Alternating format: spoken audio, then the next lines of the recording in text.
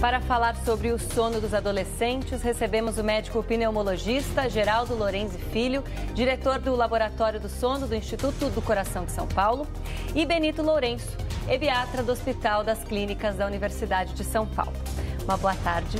Muito obrigada pela presença dos dois. Bom, na reportagem a gente já explicou aí meio que por cima por que os adolescentes têm essa necessidade tão específica com relação ao sono. Explica mais ou menos como é que funciona o padrão do sono dos adolescentes para a gente complementar essa reportagem. Sabe o que é legal? A gente está abordando o sono em adolescência. Durante muito tempo, a gente achava que algumas características de comportamento do adolescente eram simplesmente questões ligadas à rebeldia, estímulos hormonais. É interessante a gente pautar o assunto sono porque a gente passa a entender o adolescente olhando o cérebro dele. Então a gente tira essa característica só comportamental e passa a pensar biologicamente como é que o indivíduo funciona. À medida que a gente entende a máquina dele, a gente começa a entender algumas questões, né? As questões de agressividade, sonolência, preguiça, essa questão do horário de entrada das escolas, onde eu não respeito esse tempo que seria o ideal para o adolescente. E tem escolas que ousam fazer a prova de matemática na primeira aula. Né? Que demanda mais esforço. Enorme será a mudança de horário, mas um passo anterior que já dá para ser feito, quem está nos assistindo agora, um educador, uma mãe, converse na escola, comece a abrir essa pauta. Por que as provas não são aplicadas após as 9h30, 10 horas? Né? Nós temos uma geração, saiu uma publicação há pouco tempo no Canadá mostrando, e o título era um título mais assustador, dizendo que nós temos uma geração de zumbis hoje, né? 7 horas da manhã, entendendo que a molecada não acorda às 7 horas, acorda 1h e meia antes, na adolescência mais ainda, porque eu vou me arrumar, eu vou escolher a roupa, eu vou ficar uns 20 minutos para escolher qual é a roupa que eu vou, passo gel para cá, gel para lá, até decidir como vai estar meu cabelo naquele dia. Então esses meninos vão dormir 7, 6, 5 horas por noite e ainda eu faço uma prova de equação do segundo grau logo às 7 horas da manhã. Então é interessante a gente discutir isso para essa questão comportamental e discute cérebro, discute máquina do adolescente. Então, quer dizer, além da mudança de horário, tem que ter uma mudança na dinâmica escolar para, de repente, ajudar esse adolescente que vai ter que acordar cedo. Até porque eu pensei, 1 horinha só, né? A proposta é mudar das 7 para as 8 horas. 1 horinha só vai fazer diferença para esses alunos? O que a pessoa que está nos assistindo pensa nesse momento? Eu vejo uns adolescentes acordando muito cedo e no sábado, no domingo, acordam depois do meio-dia. Né? A gente tem uma geração, como o Geraldo disse, privada de sono. Isso faz diferença inclusive no desempenho das atividades normais que ele faz no final de semana. Então, a ideia, o que paira hoje sobre as nossas orientações na questão saúde é uma certa regularidade. Uma série de doenças hoje que nós temos acometendo o mundo melhorariam muito se a gente colocasse uma regularidade na alimentação, uma regularidade no sono e uma regularidade na atividade física. A gente arrumando esses 3 aspectos na vida de uma pessoa, metade dos seus problemas se resolve. Até porque está tudo interligado, né? Uma pessoa que tem uma alimentação mais balanceada e não come comida muito pesada antes de dormir, vai conseguir ter um sono não só por mais tempo, mas de mais qualidade. E aquele adolescente que, por exemplo, pratica esporte, fica mais cansado e obrigatoriamente vai dormir mais cedo, né, doutor? 9 horas, 9h30 é o nosso ideal. O ideal nosso ou dos adolescentes? O ideal dos adolescentes. É o nosso ideal para os adolescentes. Né? Estou falando assim, como médico de adolescentes. A gente não consegue fazer isso na prática. Mas a ideia é de que é mais do que a infância. É mais do que o adulto. Então não adianta comparar o sono do pai e da mãe, querer comparar com o filho, que é mais.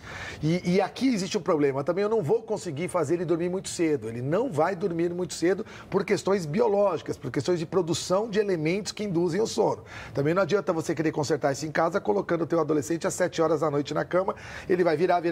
Primeiro não vai deitar na cama, você não vai convencê-lo. Mas se convencesse, também ele não iria dormir. Mas alguma coisa de indução do sono, de começar sono por volta de 10, 10h30, 9h30, já 9h30 cedo até, mais que 10 horas, é nós não vemos isso na prática. A gente vê um meninado indo dormir meia-noite, 1h, é aí que ele começa a atualizar a sua rede social, é ali que ele vai fazer uma última partida no jogo de videogame, é ali que ele vai fazer o último contato no computador com os amigos. Isso vai atrasar mais ainda. Por mais que existam esses dispositivos de apague a luz azul, a gente não acredita, ainda não há muita evidência de que que essa parte eletrônica tem solução. A solução é não colocar em contato com...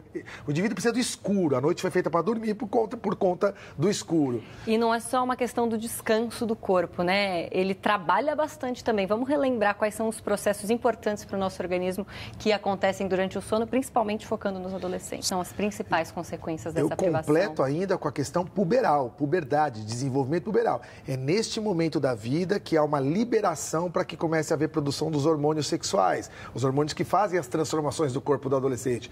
E isso começa à noite. A pulsatilidade dos hormônios ela é mais visível e ela é inicial durante o período noturno. Então, isso é um argumento muito fácil de a gente conversar com os adolescentes. Crescer e desenvolver corpo são os dois maiores sonhos de um adolescente para que tudo se processe de maneira adequada naquele começo de vida de adolescente. Portanto, é uma questão de saúde pública, é uma questão de cansaço, comportamento, mas também é uma questão física do próprio desenvolvimento puberal para ser atingido na sua plenitude, na sua totalidade, da melhor maneira possível. Então pode ter interferência na puberdade, no desenvolvimento do cérebro, interferência psicológica também, levando em conta essa fase da vida, até que você já comentou, né, doutor, que é uma fase de autoafirmação e que o adolescente tem aquelas questões, como você mencionou, de às vezes serem vistos como revoltados. A privação do sono pode potencializar esse tipo de característica? Uma das características mais clássicas da adolescência é uma flutuação do humor. Isso é bastante observado nos adolescentes. Ele se acorda se achando o rei da cocada preta, de tarde está brigando, pedindo para avisar que se alguém me ligar, diz que eu não estou, que eu morri. Sabe? Essa micro-euforia com micro-depressão. Eu não tenho dúvidas hoje, com a ciência que a gente tem, com a leitura que nós temos, em relação, por exemplo, ao assunto que nós estamos discutindo aqui, sono, que há uma interferência nessas questões de comportamento.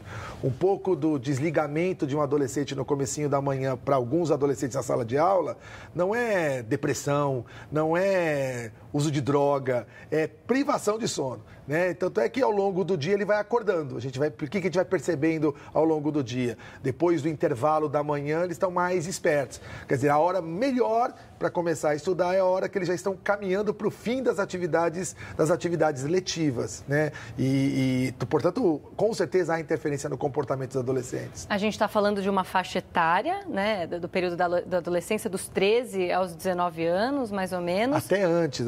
A puberdade hoje tem começado em torno de 9,5, 10 anos para a menina, 10,5, 11 anos para o menino. Esses detalhes do sono a gente tem que antecipar para o fim da criança com o mês da adolescência.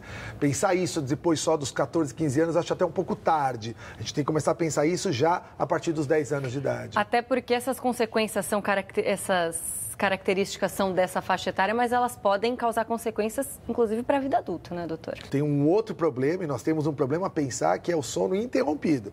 É o celular embaixo do travesseiro que fica alertando cada mensagem que chega do amigo, porque sempre vai ter um amigo acordado de madrugada, um amigo que lembrou alguma coisa, que quer compartilhar alguma informação. Então, eu tenho adolescentes que acordam para responder ou acordam para, pelo menos, ler a mensagem de um amigo durante a madrugada.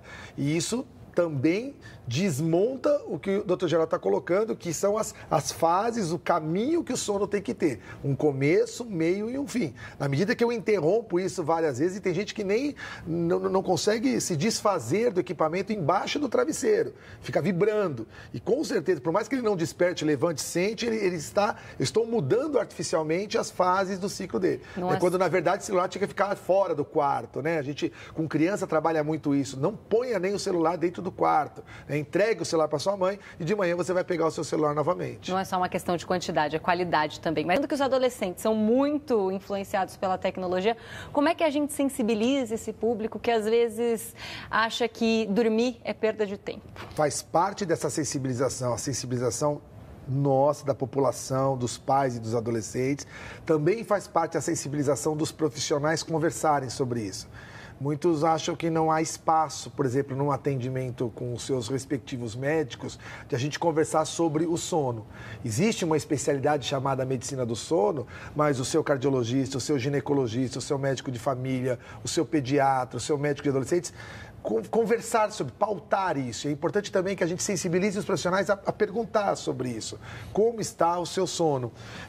Entender essa atividade humana dentro desse contexto que o Geraldo colocou.